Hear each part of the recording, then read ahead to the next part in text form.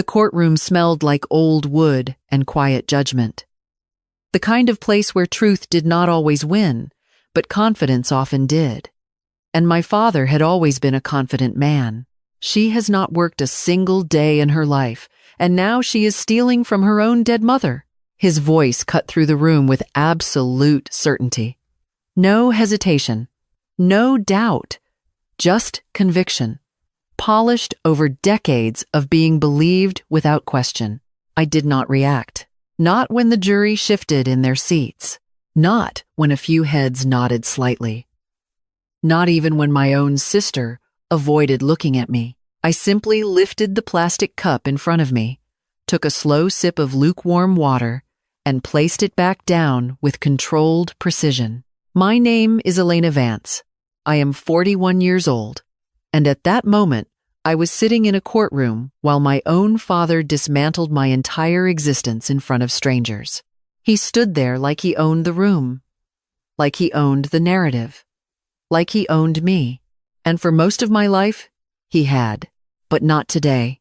Have you ever felt invisible in your own family? Like they look directly at you, but only see a version they created in their own minds. If you have ever felt that, comment number 1 below. I read every single one. I kept my posture straight, my expression neutral. Years of discipline had taught me how to control every micro-reaction, every breath, every blink.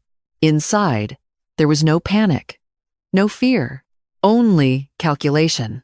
My father continued, pacing slightly now, feeding off the attention. She disappeared for years. No real job, no records, no proof of anything. And now, suddenly, she appears when there is money involved. A few jurors exchanged glances. Exactly what he wanted. I glanced briefly toward the gallery. My sister Ashley sat there, hands folded in her lap, playing the part perfectly. Grieving daughter. Betrayed sibling. She wore a soft cardigan I had paid for 3 years ago through an anonymous transfer. She never knew, and now she believed I was the villain.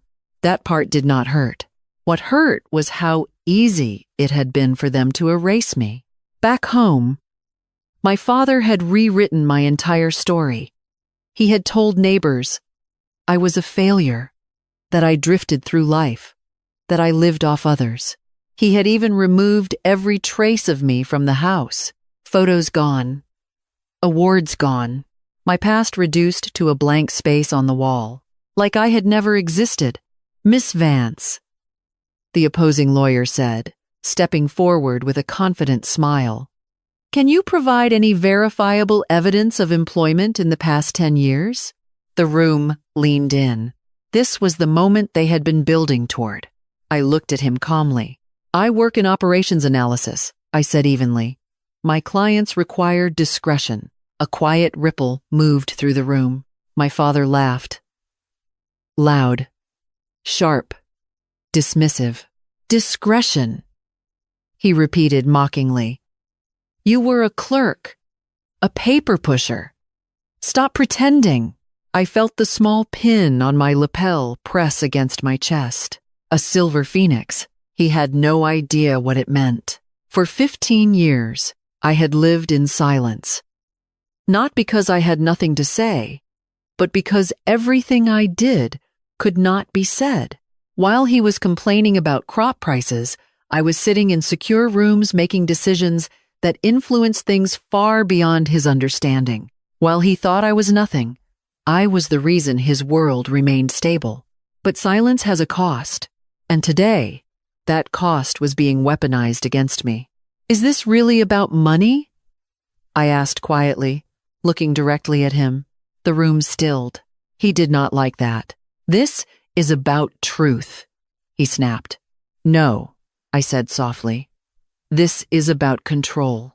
Something flickered in his expression, just for a second, then it was gone. The lawyer stepped in quickly, trying to regain momentum.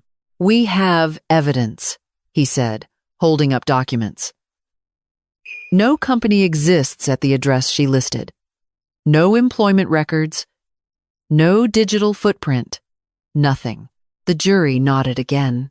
Of course they did. In their world, if something could not be seen, it did not exist. Then Ashley was called to the stand. She walked slowly, fragile, believable. Elena always made us feel small, she said, her voice trembling just enough. She would disappear, and when Mom needed help, it was always me. Axid. I watched her. She truly believed it. That was the most dangerous part. After Mom passed, she continued, I found bank statements. Money missing. Signatures that did not look real. Forgery. That was their angle. I almost smiled. Not because it was funny, but because it was predictable. Every dollar they accused me of stealing had actually been spent protecting them. The nurses my father refused to hire. The treatment's insurance would not cover. The farm he thought was saved by luck. $136,000. All from me. All invisible. And now, all turned into accusations. The lawyer turned dramatically to the judge. We moved to submit evidence of fraud. The room felt heavier now, more certain. This was the version of the story they believed. I sat still. Then I spoke.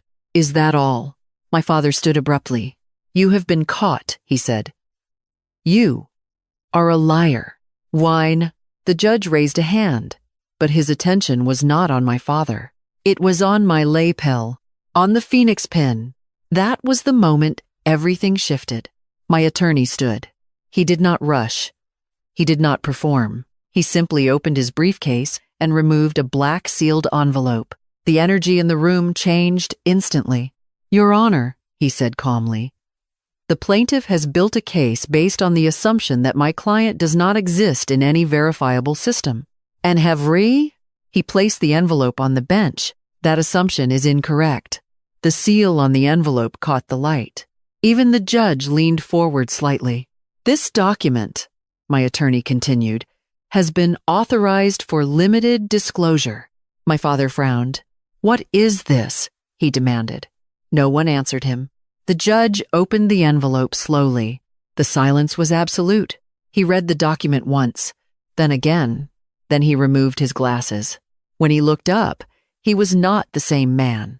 Mr. Davis, he said slowly, you have accused this woman of fraud, theft, and deception. A pause. I have before me verified confirmation that Elena Vance has been continuously employed for the past 15 years. The room held its breath. He continued, she is a senior-level intelligence operative. Everything stopped. Completely. My father's face lost all color. Ashley let out a small broken sound. The organization you claimed does not exist, the judge added, is a classified operational cover. He looked directly at my father. The absence of records is not evidence of failure. It is evidence of clearance. The silence that followed was different. Not judgment. Shock. Pure, disorienting shock. For the first time in decades, my father had no words. The judge's voice became sharper. This case is dismissed immediately. A pause. Sanctions will be applied. Numbers followed. Large ones. But they did not matter. What mattered was the shift. The complete collapse of the story they had built about me. My father finally spoke, his voice unsteady. We did not know. I stood. You were not supposed to know everything, I said. But you were supposed to know me. He had no answer. Because there was none. I walked past him without stopping. For years, I had been moving forward in silence. Today was no different. Except now, I was no longer invisible. At the door, I paused just long enough to say one last thing. The money that saved the farm, I said quietly. That was me. I did not wait for a reaction. I walked out into the hallway. The air felt different, lighter, cleaner. For the first time in a long time, I felt something close to freedom. Not because they finally saw me, but because I no longer needed them to. And that changes everything.